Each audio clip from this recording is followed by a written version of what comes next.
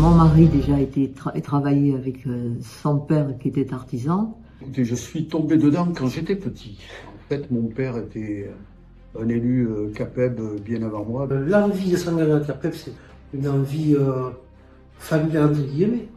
Mon papa était déjà un petit peu inséré dans la CAPEB. Mon père était administrateur CAPEB et j'ai repris son entreprise. Et il m'a dit non mais Jean-Luc, je te laisse pas le choix, il faut que tu adhères à la CAPEB. J'ai fait comme Obélix, je suis tombé dedans quand j'étais petit puisque j'ai repris l'entreprise familiale et mon père était déjà à la CAPEB dans les années 70.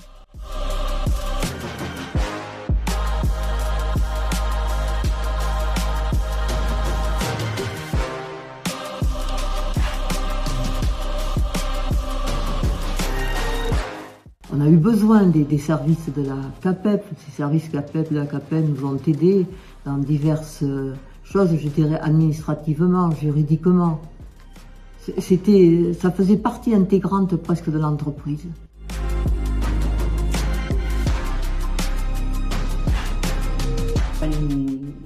Le syndicat nous a toujours aidés à nous développer, à nous rassurer, à être riches, à être plus forts. Ces formations qui se faisaient à l'époque, beaucoup de formations, qui m'ont beaucoup aidé, qui m'ont beaucoup appris, et qui m'a surtout mis le pied à l'étrier sur le niveau d'entreprise.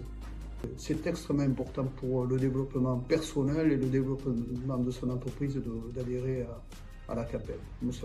Quand on adhère à la CAPEB, bien évidemment, on permet de porter la voix de l'artisanat du bâtiment.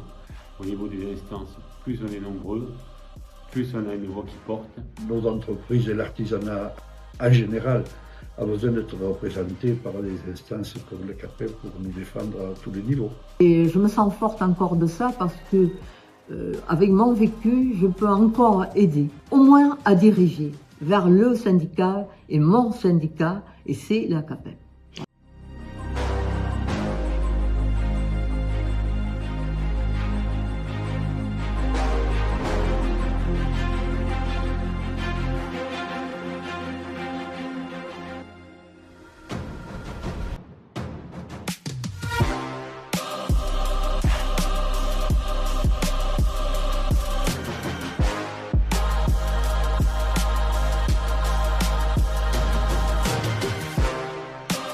À la suite d'un décès d'un artisan, c'était catastrophique.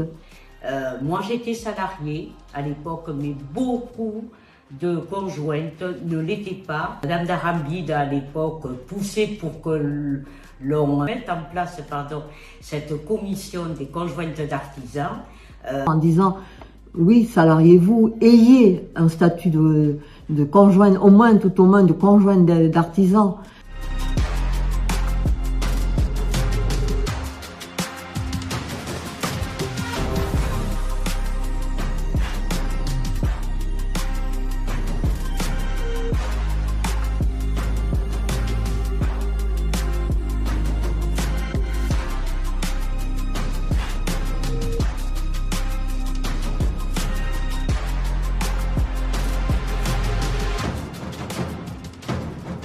On a été reçu par le ministre chargé des relations avec le Parlement en tête-à-tête avec François Courby, le secrétaire de l'époque.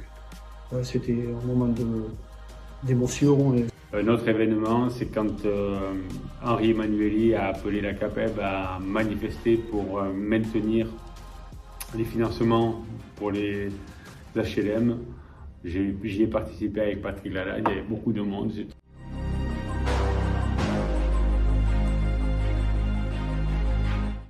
Dans une manifestation, on avait barré les routes pour défendre la TVA 5.5. Si j'avais pas été à la CAPEB, je n'aurais pas fait ce genre d'action. Mais... La manifestation de 2013 pour l'obtention du taux de TVA a été un événement majeur qui restera gravé très longtemps dans ma mémoire. La manifestation qui avait été organisée pour défendre la TVA à 5.5, ça a été un grand moment. On avait été très nombreux, on était soutenus par les gens dans la rue, c'était vraiment un moment extraordinaire. La TVA, nous avons fait quelques petites randonnées sympathiques sur Bercy. Tout le monde s'était mobilisé. Nous avions un long cortège. On en garde des longs souvenirs, on en discute encore.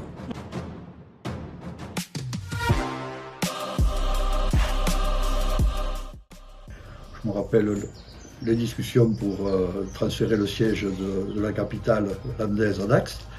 Il y a eu quelques moments un peu épiques. Ce bâtiment ici, après une gestation difficile, puisqu'on a déplacé la CAPEB de Mont-de-Marsan, qui est la préfecture, La capitale landaise. à Dax ou aux environs de Dax. On se rend compte que c'était la bonne chose à faire parce qu'on s'est rapproché du pôle économique du département qui est dans le sud des Landes. Et puis on voit aujourd'hui avec le projet d'extension que le président Jean-Luc a mis en place, c'est une dynamique, une nouvelle dynamique qui se rajoute et ça c'est plutôt une bonne chose.